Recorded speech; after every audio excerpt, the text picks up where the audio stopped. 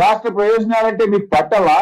ఈ మినిట్స్ వస్తే ఎందుకు స్పందించలేదు? నిన్న వినిపిస్తా ఏముందో ఇలా. అంటే అసలు ఈ మీటింగ్కే పోను అన్నారు, మీకు తెలుసు కదా.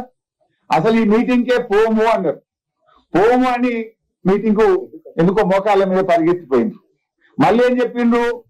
మేము ఒక ఉత్తరం రాసినాం, ఈ మీటింగ్ లో గోదావరి బనకచెర్ల ఎజెండాలో లేకుంటేనే మీటింగ్ పోతాము అన్నారు. మీటింగ్ లో గోదావరి బనకచెర్ల అంశం, గోదావరి నల్లమల్ల సాగర్ అంశం లేకపోతేనే మీటింగ్ పోతాము అని మీ అందరికి తెలిసి ఉత్తరం బయటకు వచ్చింది. ఇది మీటింగ్ మినిట్స్. ఫస్ట్ పాయింటే గోదావరి నల్లమల్ల సాగర్. చదివి వినిపిస్తారు.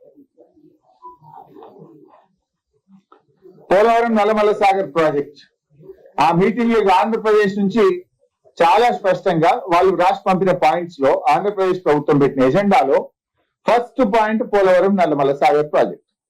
మరి ఎజెండాలో ఆంధ్రప్రదేశ్ పోలవరం నల్లమల్ల సాగర్ పెడితే మేము మీటింగ్కే పోమన్నారు కదా, ఎట్లా పోయింది మీటింగ్ కు? ఎట్లా పోయి మీటింగ్ లో కూర్చున్నారు? అంటే మీకు ఎందుకంత భయం? తెలంగాణ హక్కుల మీద, తెలంగాణ నీళ్ల మీద మీకు సోయి లేదా, బాధ్యత లేదా? ఒక ఆయన తెచ్చిపెట్టిన అడ్వైజర్ ఆదిత్యనాథ్ దాస్, ఆయన పక్కా ఆంధ్రప్రదేశ్ ఏజెంట్, చంద్రబాబు ఏజెంట్, తెలంగాణ ద్రోహి. ఆయనను ఇవాళ తెలంగాణ తరఫున చైర్మన్ గా మీరు మీటింగ్ పంపితే జరగకపోతే ఏం జరుగుతుంది?